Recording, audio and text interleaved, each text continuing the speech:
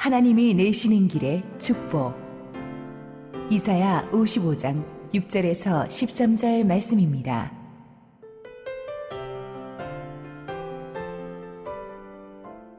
너희는 여호와를 만날 만한 때에 찾으라. 가까이 계실 때에 그를 부르라. 악인은 그의 길을, 불의한 자는 그의 생각을 버리고 여호와께로 돌아오라. 그리하면 그가 긍휼히 여기시리라. 우리 하나님께로 돌아오라. 그가 너그럽게 용서하시리라. 이는 내 생각이 너희의 생각과 다르며 내 길은 너희의 길과 다름이니라. 여호와의 말씀이니라. 이는 하늘이 땅보다 높음같이 내 길은 너희의 길보다 높으며 내 생각은 너희의 생각보다 높음이니라.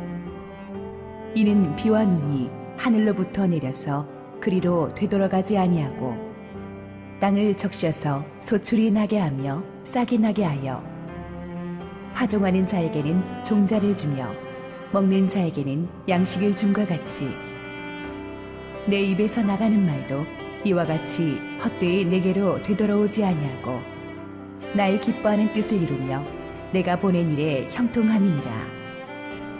너희는 기쁨으로 나아가며 평안히 인도함을 받을 것이요 산들과 언덕들이 너희 앞에서 노래를 바라고 들의 모든 나무가 손뼉을 칠 것이며 잣나무는 가시나무를 대신하여 나며 화석류는 찔레를 대신하여 날 것이라. 이것이 여호와의 기념이 되며 영영한 표징이 되어 끊어지지 아니하리라. 할렐루야. 우리 하나님께 감사와 영광의 박수 올려드리겠습니다. 우리 함께 기도하시고 하나님 말씀 보겠습니다. 사랑하는 아버지, 2017년 새해 아침이 밝았습니다. 새해가 밝았지만 사람들의 마음속에는 기대감과 설레임보다는 두려움과 불안감이 더 많은 것 같습니다. 자녀들의 미래와 개인의 미래와 나라의 장래가 모두 불투명해 보이고 살얼음판을 걷는 것 같지만 이제 우리는 하나님의 음성을 들으며 일어나기를 원합니다.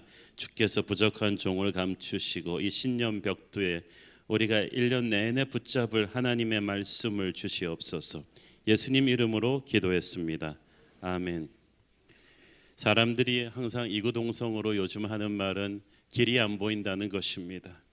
그러면서 나라 탓을 많이 합니다. 시대 탓을 많이 합니다. 남 탓을 많이 합니다만은 그런다고 달라지는 것은 아무것도 없습니다. 우리가 이 하나님의 길을 보려면 새로운 시각이 있어야만 됩니다. 길이 없어서 안 보이는 것이 아니고 우리의 시각이 너무 편협해서 그럴 수도 있습니다. 예수님께서는 문을 두드리라 그러면 열릴 것이라고 하셨습니다. 그런데 어느 문이 열릴 것이라고는 말씀을 안 하셨어요. 그 말은 무슨 말이냐 하면 우리가 두드린 그 문이 아닐 수도 있다는 거예요. 다른 문도 있다는 것입니다. 그러니까 우리의 선입관을 버리고 새로운 시각을 가지면 우리가 모르는 새로운 길이, 새로운 문이 우리에게 열릴 것입니다. 2012년도에 그 코닥이 파산 신청을 했습니다. 130년간 세계 필름 시장의 3분의 1을 독점하면서 필름의 대명사로 불려왔던 코닥이 시대를 잃지 못한 비운으로 디지털 기술에 밀려서 이제 파산 보호 신청을 했습니다. 사람들은 모두 이렇게 되면은 그 코닥의 본사가 있던 뉴욕주의 그 로체스터 도시도 몰락할 것으로 예상했습니다. 왜냐하면 로체스터의 절반이 코닥에 일하고 있었거든요. 포드 자동차나 미국의 자동차 산업이 몰락하고 나서 자동차 산업의 도시 디트로이트가 몰락한 것처럼 이 로체스터도 유령의 도시가 될 것이라고 생각했는데 4년이 지난 오늘 로체스터는 여전히 활기차게 움직이고 있습니다. 무슨 일이 일어난 것입니까? 파산 보호 신청을 한 뒤에 코닥이 마음을 비웠어요. 그래가지고 사업을 영화 필름 분야로 축소하면서 이 코닥 파크 전체를 일반 중소기업들한테 개방해 버렸습니다. 이제 그곳에는 60여 개의 크고 작은 중소기업들이 들어가 있습니다. 이들 기업들한테 코닥은 생산 시설을 다 물려주고 이때까지 독점하고 있던 코닥의 원천 기술도 다 공유했습니다. 그래서 이 벤처 신생 중소기업들이 코닥으로부터 재료 화학 기술을 배운 다음에 이 기술을 응용해서 각자 새로운 제품과 비즈니스를 개발해냈습니다. 그래서 파스타 소스 공장, 엔지니어링, 건설, 식품, 의료, 서비스 회사, 중소기업들이 계속 생겨났고, 이들은 코닥에게 받은 은혜를 어떻게 갚았느냐 하면 코닥에서 해고돼서 일자리를 잃은 직원들을 우선적으로 채용해 주었습니다. 주 정부도 새롭게 변신된 이 코닥 비즈니스 파크가 유지될 수 있도록 4,500만 달러를 투자해 줬습니다. 그래서 이제 로체스터는 더 이상 코닥의 도시가 아닌 수많은 중소기업들의 공동체로 탈바꿈했습니다. 그래서 현재 도시 일자리의 94%를 이 중소기업들이 메꿔주고 있어요. 2015년도에 로체스터는 미국에서 가장 일자리 구하기 좋은 도시 1위로 등극합니다. 그러니까 코닥이라는 대기업 하나에 의존했던 취약한 일자리 구조를 무너뜨리고 다양성이 살아 숨쉬는 새로운 생태계가 만들어진 것입니다. 길이 없는 게 아니라 과거와 다른 새로운 길이 열리고 있고, 새로운 길을 보려면 이기심을 버리고 눈을 넓혀야만 합니다. 그러면 전혀 다른 길이 보일 수도 있습니다. 파산 직전까지 몰렸던 코닥이 마음을 비우고 겸손해져서 자신들이 가진 모든 것을, 그것이 생산시설이든 기술이든 다 지역사회 작은 기업들한테 내어주고 나니까 유령도시가 될 뻔했던 로체스터가 다시 부활했습니다. 우리가 가난하고 겸손한 마음을 회복하니까 새로운 길이 열리는 거예요. 그리고 나 자신만이 아니라 한 그루의 거목이 아니라 울창한 숲을 이루겠다는, 함께 윈윈하겠다는 그런 정신으로 함께 지혜를 모으니까 코닥은 무너졌지만 로체스터는 다시 살아나는 그런 기적이 일어난 것입니다. 하나님의 사람들에게는 하나님이 우리가 알지 못하는 새로운 길을 열어주실 것입니다. 특별히 하나님의 백성들에게는 세상에게 주지 않은 하나님의 비법이 있는데, 그것은 바로 기도입니다. 간절히 기도하면 하나님의 새로운 길이 보입니다. 우리 6절 읽으시겠습니다. 너희는 여호와를 만날 만한 때에 찾으라. 가까이 계실 때에 그를 부르라. 하나님의 백성들은 기도를 먹고 삽니다. 우리는 기도하면서 하나님의 응답을 기다리는데, 사실은 우리가 응답을 기다리는 것보다 하나님이 우리에게 더 응답을 주고 싶어 하세요. 기도의 핵심은 목마름이에요. 하나님을 갈급해야 돼요. 여기서 여호와를 찾으라는 말은 그냥 대충대충 찾는 게 아니고 필사적인 부지런한 추적을 의미합니다. 믿음은 하나님을 필사적으로 찾는 것입니다. 하나님이 응답해 줘도 되고 안 해도 되고 이런 안일한 태도로 기도하는 것이 어찌 진정한 기도이겠습니까? 주 나를 박대하시면 나 어디 가리까? 이 찬송가 가사처럼 하나님이 응답해 주시지 않으면 나는 죽는다, 이런 절박감으로 매달리는 것이 진짜 기도입니다. 언제 그렇게 하나님을 찾아야 합니까? 만날 만한 때에 하나님을 찾아야 한다고 말합니다. 그것은 기도는 타이밍이라는 거예요. 하나님을 만날 수 있는 기회가 왔을 때 놓치지 말고 그분을 만나야 한다는 것입니다.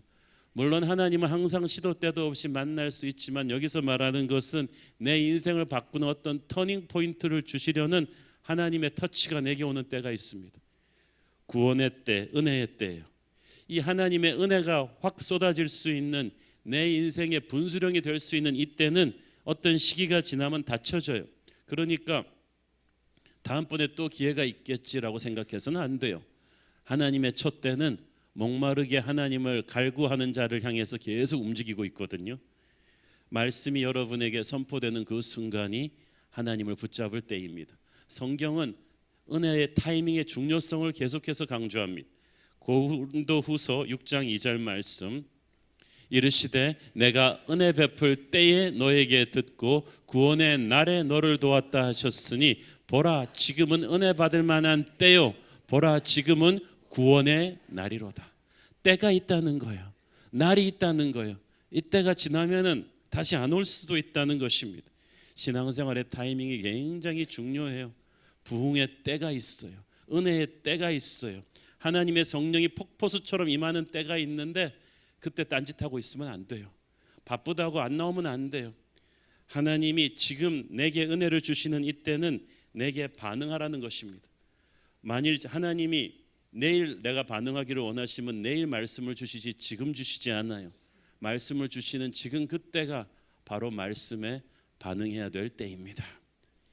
예수 믿기 전에 우리는 하나님을 구원받기 위해서 찾았지만 예수 믿고 나서는 이제 구원의 능력을 누리기 위해서 끊임없이 하나님을 목말라 해야 됩니다. 갈구해야만 됩니다. 최고의 하나님을 한번 체험한 사람이 어찌 세상이 주는 즐거움 따위로 만족하겠습니까? 우리가 죄인이었을 때는, 영적으로 눈이 없을 때는 하나님을 찾을 줄도 몰랐어요. 그냥 내가 열심히 노력했죠. 그러나 이제 하나님의 자녀가 되고 난 뒤에는 무슨 일만 있으면 하나님을 갈구하게 됩니다. 이 6절에 보니까 가까이 계실 때 그를 부르라고 했어. 이 부른다는 말은 그냥 조용히 부르는 게 아니라 큰 소리로 절박하게 부르는 거예요. 그런데 하나님이 가까이 계실 때 부르라는 거예요. 하나님께서 우리 곁을 가까이 스치시는 때가 있습니다. 항상 그러시는 것은 아닌데 하나님이 가까이 쫙 오시면서 지금이 은혜의 때야, 지금이 말씀을 들을 때야, 지금이 기도할 때야. 네가 내게 시간을 내라, 네가 내게 마음을 열어라. 그리고 기도의 자리로 나오면 내가 네가 알지 못하던 크고 비밀한 길을 보여줄 거야. 네가 노력하는 것도 중요하지만 지금 기도해야 돼. 지금 하나님 나의 앞으로 나와야 돼. 그러면 내가 너에게 하늘의 비수를 알려줄 거야. 하늘의 길을 보여줄 거야. 내가 너의 영을 새롭게 회복시키실 거야 라고 하나님이 하시는 때가 있어요. 그때가 하나님이 가까이 스치는 때입니다. 그때 여러분이 yes sir 하고 다 제쳐두고 와서 그것을 붙잡아야 돼요. 하나님은 우리 주변에 가까이 계십니다. 이 가까이 계신 하나님을 느낄 수 있는 길은 기도하는 것뿐이에요. 하나님을 찾고 하나님을 부른다는 것은 절박한, 간절한, 부지런한 기도를 의미합니다. 기도하는 사람은 자기 가까이에서 하나님이 자기를 인도하시는 것을 느껴요. 하나님이 멀리 느껴진다. 기도의 불이 식은 거예요. 요즘 한국 교회 가나안 성도들이 많다고 하잖아요. 안 나가를 거꾸로 하면 가나안이라고 교회 다니다가 상처받고 안 나가는 건데, 여러분이 기도의 불길이 끄면 가나안 성도가 돼요. 여러분이 기도하면 하나님의 임재가 다시 느껴지기 시작하고 축복의 길이 열리기 시작합니다. 때로는 혼자 기도하다가 힘이 떨어질 때가 있죠. 그래서 외부의 자극이 필요해요. 형제들이 함께 팔짱을 껴줘야 돼요. 손을 잡아줘야 돼요. 6절에 보니까 너희는 여호와를 만날 만한 때 찾으라고 했어요. 너희가 함께 기도하라는 거예요. 그러면 외롭지 않다. 중간에서 지쳐도 다른 사람의 기도가 너를 받쳐줄 것이다. 그래서 교회가 좋은 거예요. 특별히 교회 공동체가 이번 특세 40일처럼 한마음이 되어서 함께 기도하는 것이 얼마나 중요한지 모릅니다. 특별히 힘든 시기에 우리 함께 모여서 기도하면요, 혼자 40일 가려면 힘든데 이렇게 한꺼번에 이렇게 천여 명에 묻어서 갈 때는 굉장히 좋아요. 간절하고 파워풀한 이 공동체 합심 기도가 없이 우리가 어떻게 이 힘든 시대를 이겨낼 수가 있겠습니까? 하나님은 이런 교회적인 불같은 합심 기도에 대한 특별한 응답을 약속하십니다. 마태복음 18장 19절, 진실로 다시 너희에게 이르노니 너희 중에 두 사람이 땅에서 합심하여 무엇이든지 구하면 하늘에 계신 내 아버지께서 그들을 위하여 이루게 하시리라. 두세 사람이 모인 내 이름으로 모인 곳에는 나도 그들 중에 있느니라. 저는 우리 교회 새로운 교회 모든 순들이 40일 기도하는 동안에 기도의 파트너들이 되기를 바랍니다. 모든 예배와 사역 프로그램들마다 다 함께 손잡고 불같이 기도하는 기도 네트워크가 형성되기를 바라는 것입니다. 같이 기도한 동지들은 같이 하나님의 길을 뚫어낼 것입니다. 우리가 하나님의 길을 갈 때 또 조건이 있어요. 회개해야지 하나님의 길이 보이고요, 회개해서 깨끗해진 사람만이 그 길을 걸어갈 수가 있어요. 7절 읽습니다. 악인은 그의 길을, 불의한 자는 그의 생각을 버리고 여호와께로 돌아오라. 그리하면 그가 긍휼히 여기시리라. 우리 하나님께로 돌아오라. 그가 너그럽게 용서하시리라.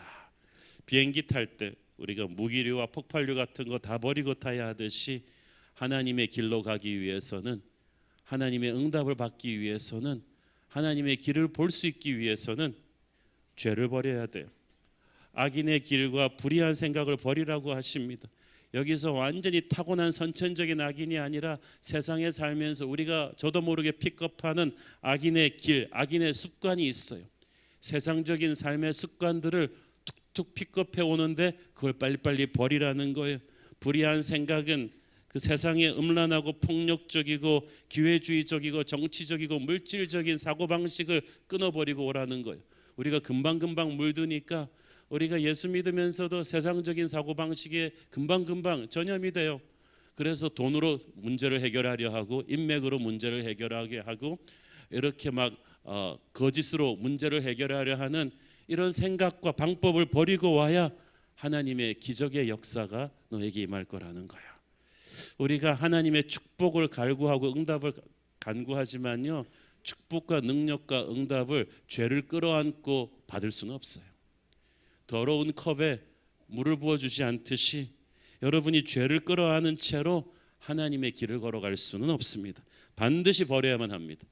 죄를 버리느냐 안 버리느냐는 그 사람의 영적인 운명을 갈라버릴 거예요. 왜냐하면 길이 언젠가를 알면서도 이 죄를 끌어안고는 갈 수가 없는데 이 죄적인 사고방식을 버릴 수가 없어서 하나님의 축복의 길을 밟지를 못해요. 그러면 운명이 바뀌어요. 에스겔 18장 31절 너희는 너희가 범한 모든 죄악을 버리고 마음과 영을 새롭게 할지어다. 이스라엘 족속아 너희가 어찌하여 죽고자 하느냐. 죄를 안 버리면 어떻게 돼요? 죽을 것이다. 영이 새로워지지 못할 것이다. 그래서 회개해야 되는 거예요. 하나님의 길을 가려면 회개를 해야 되는데 회개는 죄를 버리고 은혜를 채우는 것입니다. 옛사람을 버리고 새사람을 채우는 거예요.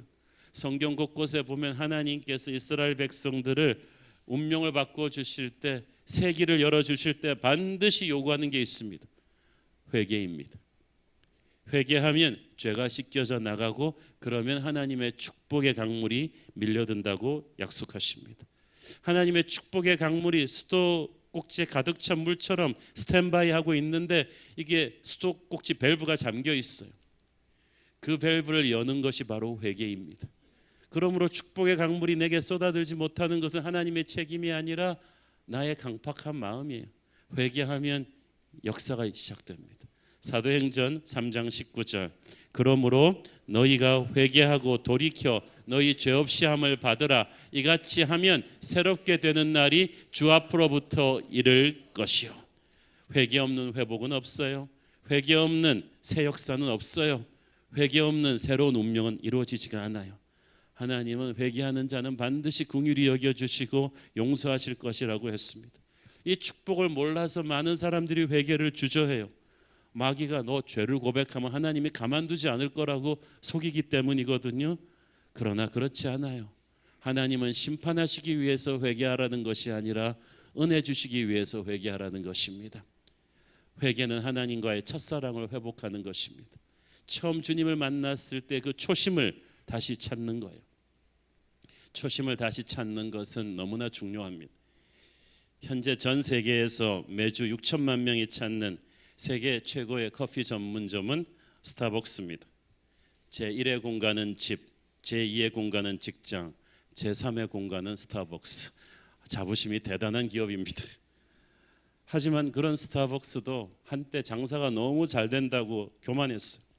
그래서 과도한 확장 전략으로 인해서 너무 오버했어요. 가격도 막 올리고 그래서 정체성이 흔들려 버렸어요. 막강한 후발주자들이 추격해 오면서 급기야 실적이 부진해졌습니다. 위기가 왔어요. 2008년도에 창업자 하워드 슐츠가 스타벅스 경영 일선에 다시 복귀했습니다. 슐츠가 복귀하자마자 가장 먼저 이 조직의 체질 개선을 위해서 외친 구호가 뭔지 아세요? Refocus to coffee. 다시 커피로. 그래서 800개 매장을 닫고 4천여 명의 직원을 내보내면서 600만 달러의 그 손해를 감수하면서 바리스타들을 전부 재교육시켰어요. 커피를 사랑하고 커피를 사랑하는 사람들을 존중했던 스타벅스의 정신을 다시 회복해야 된다. Refocus to coffee. 다시 커피로를 외치면서 스타벅스가 초심을 회복했듯이 동력을 잃어버린 한국 교회가 지금 외쳐야 될 구호는 Refocus to Jesus.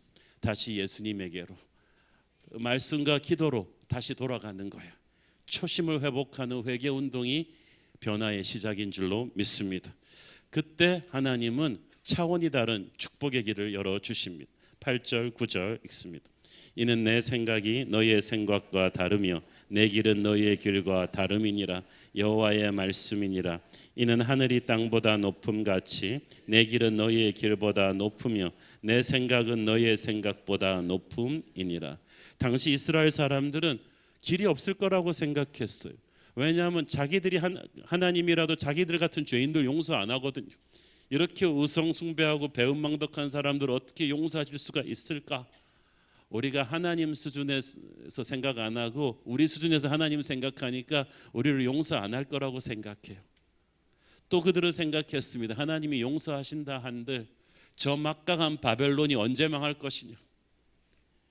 바벨론이 그 당시 망한다는 것은 요즘 미국, 중국이 망한다고 생각하는 것처럼 요원한 일이었어요. 그리고 바벨론이 망한다 한들 새로운 제국이 들어서도 이 엄청난 포로들을, 이 공짜 노예 인력을 어떻게 그냥 풀어주겠는가. 게다가 전 세계에 흩어져 있는 노예들을 누가 다 모아서 우리나라로 돌려보내준단 말인가. 그들이 아무리 머리를 굴려봐도 하나님이 자기들의 미래를 풀어줄 수가 없어요. 그래서 이들의 문제는 자꾸 하나님을 걱정해 드리는 거예요. 어떻게 하나님이 이 문제를 해결해 주실까 하고 막 걱정해 주는 게 우리들이에요. 머리도 안 좋으면서 계속 하나님을 막 걱정해 드리고, 머리가 안 좋은 사람이 좋은 사람을 걱정해 주는 건 상당히 안타까운 일입니다. 그런데 하나님은 우리와 다른 수준의 게임을 하고 계세요. 어저께 우리가 송구영신 예배 때 얘기했잖아요. 바둑 프로 구단은 바둑 초보가 보지 못하는 수를 수십 개를 봅니다. 길이 없다고 하지만 우리 수준의 길이 없는 것이 하나님 수준에서는 우리가 모르는 수십 수백 개의 길이 있습니다. 그래서 바둑의 고수를 신산이라고 합니다. 신의 경지에서 이 셈을 한다는 거예요. 우리가 절박한 상황에서 살려달라고 기도할 때마다 어떻게 하나님이 살려주실 것인지에 대해서는 별로 상상하지 마세요. 그냥 하나님의 수가 있을 거라고 그냥 믿으세요. 우리가 보지 못하는 수가 있음을 믿고 그 빈칸을 하나님이 채우시도록 회개하고 기도했으면 온전히 그 길의 디자인을 하나님께 맡겨드리십시오. 믿음이 성숙한 사람은 그래서 하나님과 자기의 수준차를 항상 인정하고 살아요. 그래서 자기 인생이 자기 원하는 대로 풀리지 않아도 갈등하지 않아요. 여러분의 미래, 여러분의 생각대로 안 풀립니다. 더 잘 풀립니다. 왜냐하면 하나님이 여러분을 사랑하시니까. 그래서 그 하나님의 그 위대한 계획을 위해서 때로는 우리가 생각하기에 가장 좋은 일들이 우리에게 안 일어날 수가 있어. 우리가 생각하기에 반드시 열려야 되는 이 문들을 하나님이 닫아버릴 때가 있는데 그때는 정말 고통스럽죠. 내가 너무나 공들였던 사업이 실패하는 거예요. 너무나 믿었던 사람에게 배신당하는 거예요. 가까운 사람이 떠나는 거예요. 이건 정말 원하지 않았던 일이고 하늘이 원망스러운 일들인데 세월이 지나면 하나님의 선하시고 은혜로운 축복이었다는 걸 깨닫게 돼요. 여러분, 메이저리그의 가장 위대한 계약은 이루어지지 않은 계약들이에요. 마찬가지로 우리 인생의 가장 위대한 기도 응답들은 하나님이 응답해 주지 않았던, 하나님이 노하셨던 것들일 거예요. 때로는요, 돌이켜보면 그때 10년 전에 내가 그토록 열고 싶었던 문이 열렸더라면 큰일 날 뻔했던 게 있었어요. 그때는 하나님이 원망스러운데 지금 돌이켜보니까 다쳤던 게 얼마나 감사한지. 그때는 그 여자랑 결혼하지 않으면 그냥 죽겠다고 생각했는데 10년 20년 지나서 보니까 그때 결혼했으면 큰일 날 뻔했던 그런 일이 있어요. 어떨 때는 정말 처음 가려고 했던 길이 재앙이었다는 것을 나중에 가서야 알게 되죠. 하나님은 실수가 없으십니다. 그러므로 지금 우리가 당장 이해하지 못한다고 해서, 받아들이기 어렵다고 해서 하나님의 길이 틀렸다고 말해서는 안 됩니다. 하나님의 생각이 우리의 생각과 다르신 것뿐이고 단순히 다른 정도가 아니라 차원이 높으세요. 그래서 항상 그렇게 이야기하십시오. 하나님, 제가 이 기도 제목이 있습니다마는 항상 하나님 생각과 내 생각이 충돌하면 내 걸 없던 걸로 해주세요. 왜냐하면 하나님 생각이 더 탁월하니까. 예를 들어서 우리는 지금 모슬람 선교가 불가능하다는 말을 많이 합니다. 왜냐하면은 우리의 편협한 생각으로는 모슬람 국가로 비자를 개신교 선교사가 내서 들어가기가 불가능하거든요. 그런데 또 다른 각도의 선교가 있었어요. 세계복음주의 연맹의 조사에 의하면 무슬람권 중동에서는 필리핀 가정부를 통해서 그리스도교로 돌아온 사람이 선교사를 통해서 들어온 사람보다 몇십 배 된다는 거예요. 모든 이슬람 중동 잘 사는 나라들마다 있는 필리핀 가정부들을 어떻게 맡겼어요? 평신도들을 자비량 전문인 선교사로 훈련해서 단기간에 그들의 전문직을 활용하면 기존의 목회자 선교사를 이용하던 전통적인 방법보다 훨씬 뛰어나다는 것을 하나님께서 세계 곳곳에서 보여주고 계세요. 또 유럽 국가들이 모스크가 많이 세워지고 서구 유럽 국가들이 급속도로 모슬람화하는 것에 대해서 선교사들이 우려를 많이 표시합니다. 그런데 방어적으로만 생각하면 그런데 유럽이 모슬람화되는 것만 생각하니까 그렇죠. 모슬람 국가 한가운데 그들이 기독교화되는 걸 생각을 안 하고 있어요. 지금 이란 같은 철옹성 같은 무슬람 국가 안에도 지하교인들이 100만 명이 넘어요. 엄청난 하나님의 역사가 벌어지고 있어요. 독일에 이민 와 있는 이란인들은 아주 엘리트들인데 그들이 1년에도 수천 명씩 세례받고 있어요. 이게 지금 독일 교회 충격이라고 합니다.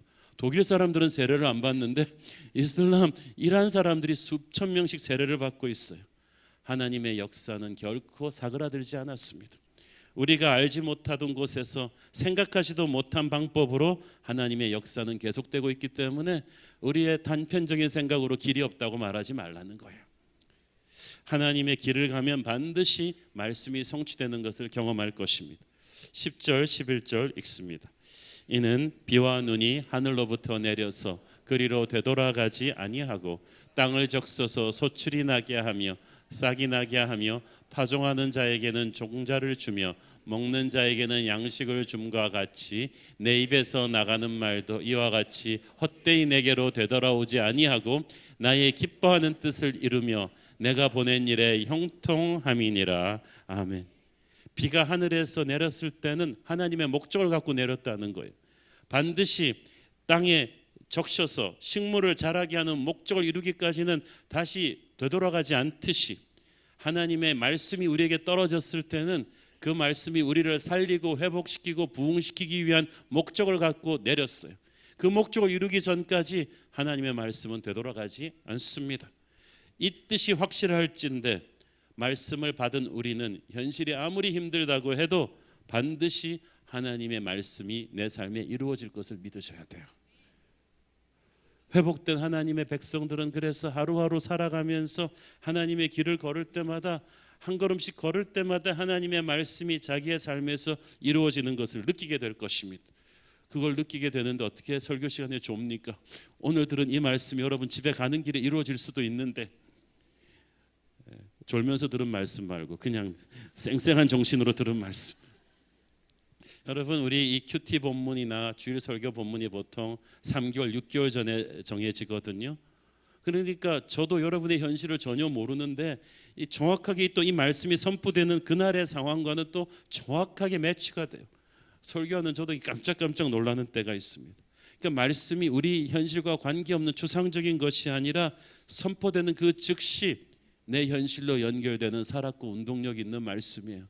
설교하는 저도 몰랐던 것이 타이밍이지만 만세 전부터 하나님의 말씀이 이 2017년 1월 1일 이 순간을 위해서 우리 각자의 인생에 준비돼서 뿌려지고 있어요. 그리고 이 말씀이 지금부터 여러분의 삶 속에 실천될 것을 믿으십시오. 믿는 자의 인생은 말씀이 성취되는 인생이에요. 7년 반 전에 제가 20여 명의 기도하는 형제 자매들과 함께 새로운 교회 개척을 위해서 한 달 정도 기도 모임을 하고 교회가 시작이 됐는데 그때 받은 말씀이 이사야서 60장 22절이었습니다.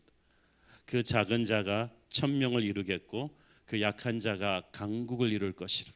때가 되면 나 여호와가 속히 이루리라. 과연 그 말씀대로 우리 새로운 교회가 창립 1년 만에 출석 성도 1000명을 돌파했고 현재 4000명이 넘는 성도들이 사도행전적 부흥을 체험하는 교회로 성장했습니다. 숫자적인 성장보다 더 중요한 것은 수많은 사람들의 삶이 변했다는 것입니다. 이것은 기적 같은 말씀의 성취입니다. 어제 저는 또 온라인 라이브 스트리밍 생방송으로 우리 교회 예배를 접속한 클릭 숫자가 이제 지난주로 2억 번을 돌파했다는 보고를 받았습니다. 매년 100만 명 정도가 저희 교회 홈페이지에 접속하시고 있으며 정기적으로 매주 15,000명에서 2,000명의 온라인 성도들이 우리 교회 설교 앱으로 클릭하고 들어오십니다.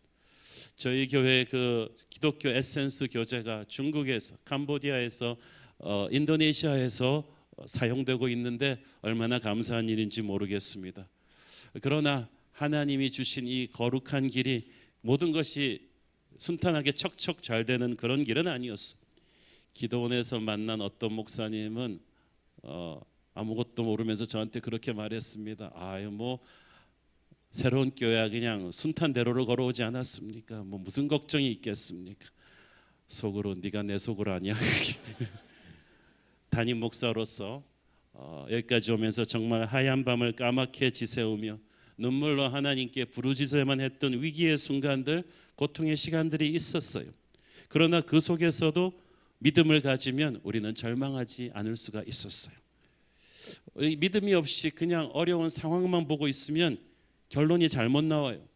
하나님 어떻게 제게 이런 일이 일어나게 하세요? 저 이렇게 열심히 하나님 위해 살려고 했는데 어떻게 이런 일이 있어요?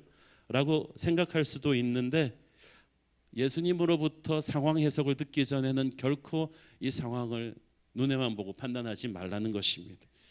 하나님 앞에 나가서 기도하면 하나님의 관점에서 이 상황을 보게 하실 거예요. 어떤 길도 골짜기를 지나고 험한 산을 두르지 않는, 터널을 뚫고 가지 않는 그런 고속도로는 없어요. 모든 고속도로는 골짜기도 지나고 오르막길도 있고 내리막길도 있고 그 터널도 뚫는 거예요. 하나님의 길도 그래요. 그러므로 터널을 지날 때라 할지라도 하나님이 여러분을 버린 게 아니고 가장 여러분 곁에 가까이 계시다는 것을 믿으셔야만 합니다. 결론은 우리가 이길 거예요. 그래서 우리는 하나님이 만들어주신 거룩한 길을 가는 순례자들입니다. 가는 목적이 분명하고 주님 함께 하시기 때문에 힘들어도 절망하지 않아요. 지난해 말에 우리가 촛불 집회와 대통령 탄핵 사태를 치르면서 부쩍 나라 걱정하는 분들이 많아지셨습니다. 어제 저녁에 애국가 재창하시면서 좀 뭉클하지 않으셨습니까? 지난 연말에 온 국민 힐링 가요가 그대 너무 걱정하지 말아요. 우리 함께 노래합시다. 우리 함께 노래해서 걱정 안 하는 게 아니고 이 나라는 대통령과 정치 몇 사람이 망칠 수 없는 그런 고귀한 나라입니다. 하나님이 붙들어주고 있는 나라이기 때문입니다. 최근 영국을 탈출해온 이 태영호 전 북한 공사는 북한 내부의 그 성골이라고 치는 고위층 특급 엘리트입니다. 그가 며칠 전 기자회견에서 한 말이 인상에 남습니다. 자기는 광화문 촛불 집회를 통해서 한국 오길 잘했다는 생각을 했다는 거예요. 한국을 긍정적으로 보게 되었다고 합니다. 왜냐하면 이 최고 권력자를 대상으로 이렇게 대규모 집회가 일어나는데 나라가 망하지도 않고 국가 시스템이 정상적으로 돌아가는 데 대해서 충격을 받았다는 것입니다. 좋은 나라라는 거예요. 이것은 단순히 우리 시민의식이 우수해서도 아니고 주한미군이 지켜주기 때문도 아니고 애국가 후련가사처럼 정말 하나님이 보호하시는 나라이기 때문입니다. 우리가 나라 기도를 많이 해야 돼요. 우리가 하나님의 길을 가면 하늘의 기쁨으로 충만해집니다. 12절 읽습니다. 너희는 기쁨으로 나아가며 평안히 인도함을 받을 것이요 산들과 언덕들이 너희 앞에서 노래를 바라고 들의 모든 나무가 손뼉을 칠 것이며 진짜 그 산들과 언덕이 진짜로 노래하고 나무가 손뼉을 치는 영화 반지의 제왕 같은 그런 일이 일어나는 게 아니고 영적 기쁨이 너무 충만하니까 세상이 춤추는 것처럼 노래하는 것처럼 느껴진다는 뜻입니다. 우리가 인간의 눈으로 세상을 보면은 춤출 일이 뭐가 있겠어요? 기쁠 일이 뭐가 있겠습니까? 항상 불경기 얘기고 서로 싸우는 얘기뿐인데 하나님의 은혜의 눈으로 보니까 기도하고 나오니까 세상은 살만한 곳이에요. 초가상간도 만족하고 병든 몸으로도 찬양할 수가 있습니다. 13절 읽습니다. 잣나무는 가시나무를 대신하며 화석류는 찔레를 대신하여 날 것이라. 이것이 여호와의 기념이 되며 영영한 표징이 되어 끊어지지 아니하리라. 가시나무와 찔레는 심판과 고통이에요. 잣나무와 화석류는 아름다운 축복과 평강을 상징하는 것입니다. 사랑하는 여러분, 하나님의 은혜로 여러분이 회복이 되면 이전에 가시나무와 찔레는 여러분의 인생에서 깨끗이 뽑혀나갈 것입니다. 이제 잣나무와 화석류 같은 축복과 평강과 내 슬픔 변하여 기쁨 되게 하시는 역사가 올 한 해 여러분에게 일어나기를 축원합니다. 이것이 여호와의 기념이 되며 하나님의 백성들이 이렇게 회복되고 살아나는 것이 하나님 살아계시다는 증거가 된다는 것입니다. 새로운 교회는 왜 새로운 교회냐? 이렇게 살아난 백성들의 간증이 날마다 업데이트 되니까 새로운 교회. 우리 교회는 한 주일 출장 갔다 오면 얼마나 손해인지 몰라요. 자기 없는 사이에 기적이 일어났거든요. 자기 신혼들이 병이 낫고 역사가 일어났어요. 그런 누가 다음 기적의 수혜자가 될지 모른다, 이런 기대감이 차 있기 때문에 우리는 좋은 교회에 있는 거예요. 성령께서는 올해도 우리의 삶에 많은 기적을 행하실 것입니다. 우리는 하나님의 길을 함께 걸어갈 믿음의 동지들입니다. 하나님이 내시는 길이 세상 사람들이 가는 길과는 다른 길이에요. 편하고 좋은 길이 아니에요. 좁고 험한 길일 수도 있어요. 이 길은 사명의 길이고 순종의 길이고 희생의 길이며 섬김의 길입니다. 기도하지 않으면 결코 계속 갈 수 없는 길입니다. 이 길을 가는 동안에 때로는 외롭고 때로는 지쳐 쓰러질 때가 있겠지만 우리는 형제입니다. 서로를 위해 기도하며 격려하며 함께 갈 것입니다. 우리 주님이 이 길 끝에 서 계십니다. 곳곳에 축복의 오아시스가 있어서 우리는 죽을 것 같지만 죽지는 않고 다시 살아납니다. 우리가 생각하지도 못한 은혜의 돌파구가 사방에서 터지는 체험을 우리는 특세 40일을 시작해서 올해 내내 계속하게 될 것입니다. 원수 마귀들이 달려들다가 쫓겨나가는 기적 같은 승리도 체험하게 될 것입니다. 올 한 해 우리 함께 서로 사랑하며 함께 기도로 뭉쳐서 하나님 내시는 길을 담대히 걸어나갈 수 있기를 축원합니다. 기도하겠습니다. 사랑하는 아버지, 우리 주님이 내시는 승리의 길을 걸어가며 주님 약속하신 축복을 누리게 하옵소서. 예수님 이름으로 기도했습니다. 아멘.